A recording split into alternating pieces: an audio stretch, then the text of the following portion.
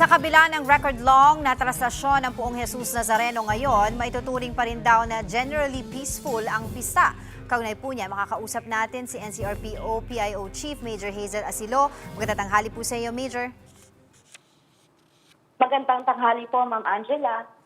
Major, ano po ba yung naging dahilan or paano po natin nasabi na generally peaceful ang trastasyon 2026 na itinuturing nga pong pinakamahabang trastasyon sa ating kasaysayan? Generally peaceful, safe at secure po sa kabila ng itinagal na 30 hours, 50 minutes at 1 second na isa sa, yun nga po, pinakamahaba sa ating kasaysayan. Wala po tayong naitalang major crime incident sa buong operasyon at nanatiling maayos po yung peace and order situation sa buong ruta at mga pangunahing lugar na activities. So, kaya po natin na-consider na generally peaceful since yung peace and order naman po natin ang ating isinasaalang-alang po dito. Ito pong nangyari na napakahabang trastasyon po, 30 hours and 50 minutes. Ano po ba yung mga nakita nating dahilan kung bakit po humaba ng ganun kahabang oras? Bukod po dun sa matinding dami ng deboto at syempre yung crowd compression natin, lalo na yung nagkaroon po na nabalahaw yung ating andas nung time na yon. So isa po sa mga kinoconsider natin yung nangyari dun sa na 10 hours pong natenga or mabagal na pag-usa dito sa may area ng Arlegui. Yung nangyari po dun sa parte na yung dungaw, no, sa may San Sebastian Church na dapat daw po magpapahinga saglit yung mga ihos pero hindi daw po natuloy yun. Can you tell us po kung ano nangyari? Nung malapit na po sa San Sebastian Church, nagkaroon po ng abiso mula sa simbahan na yun nga po magpapalit ng plano na from Quiapo Church, idediretso is magstay po muna pansamantala yung andas doon sa San Sebastian Church.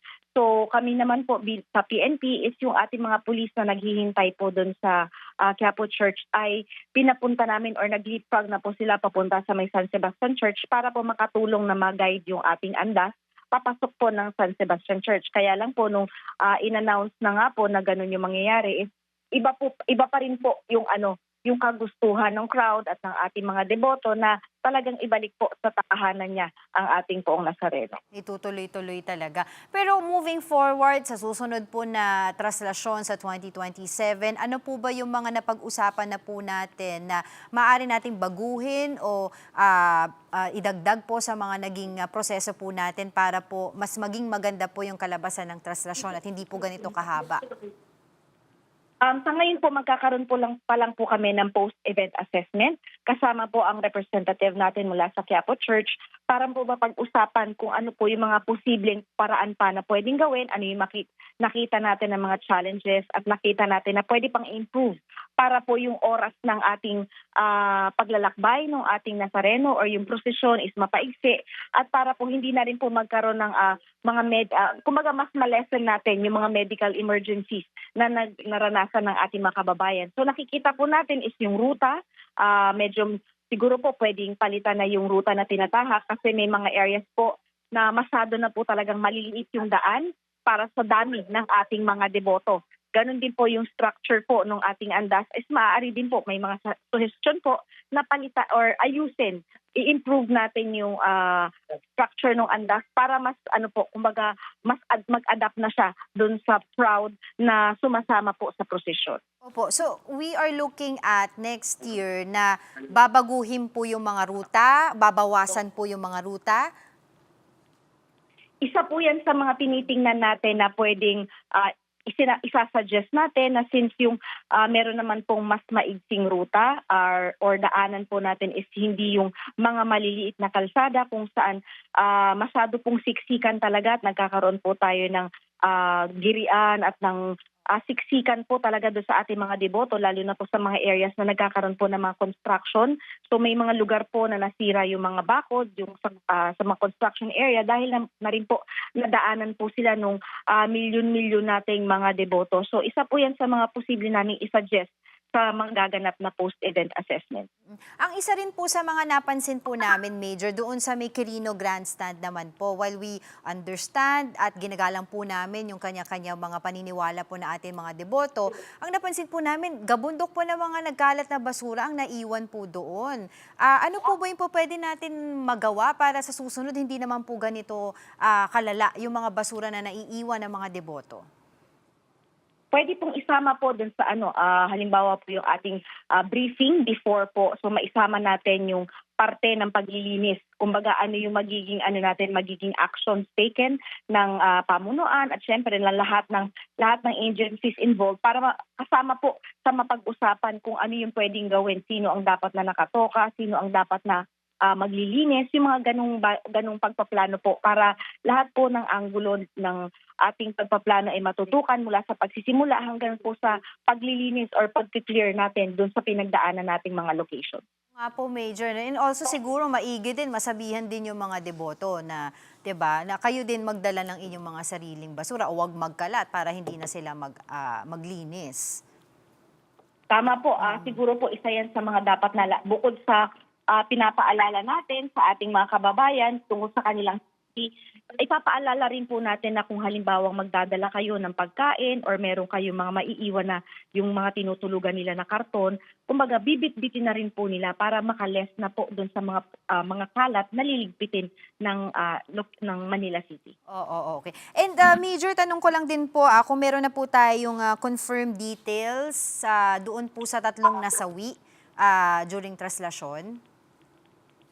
Meron na po tayong pagkakakilanlan dun sa tatlong yon at sila naman po ay na-identify na ng kanilang mga pamilya. Yung isa po ay due to cardiac arrest, tapos yung isa po ay sa kasamaang palad ay nagulungan po ng andas at yung isa naman po inaalam pa natin kung saang area po nabagok yung kanyang ulo. Nagulungan po ng andas, tama po ba yung rinig ko, Major? Yes po, yun po yung nakikita na reason ng kanyang pagpanaw kasi po meron pong nakita din na mga yung sign po na nadaanan siya ng gulong. Mhm. Yung pamilya po nitong nadaanan, nagulungan ng andas, hihingi po ba sila ng tulong sa Manila government?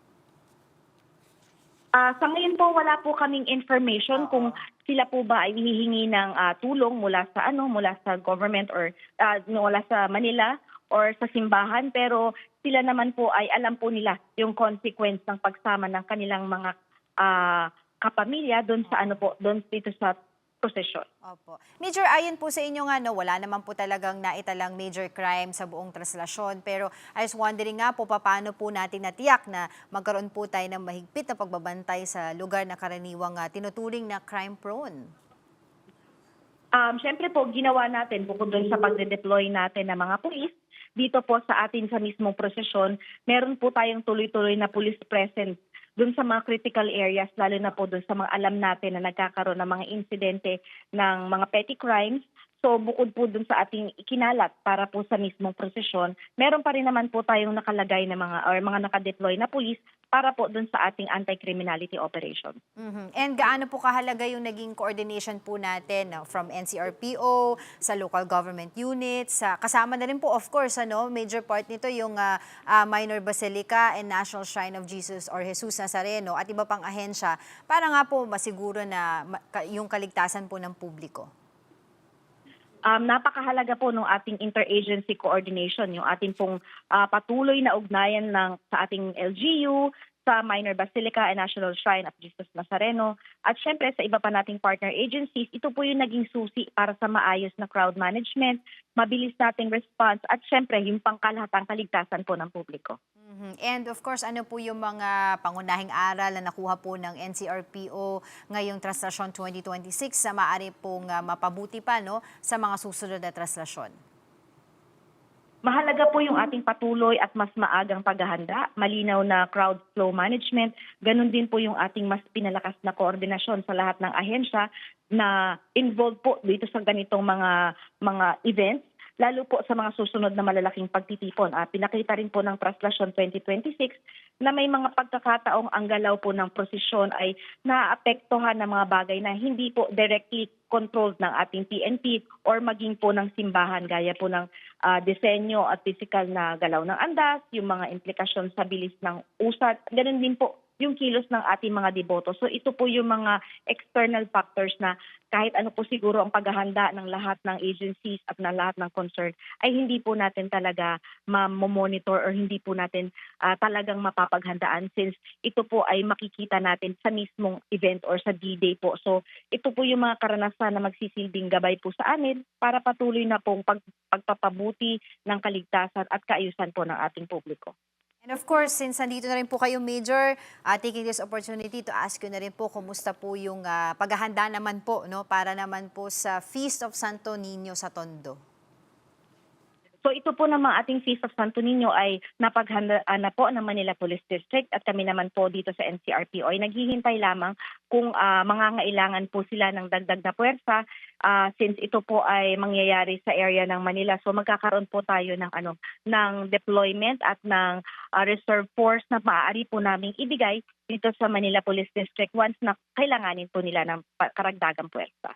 Alright, maraming salamat po sa inyong oras, Major Hazel Asilo ng NCRPO. Magandang tanghali.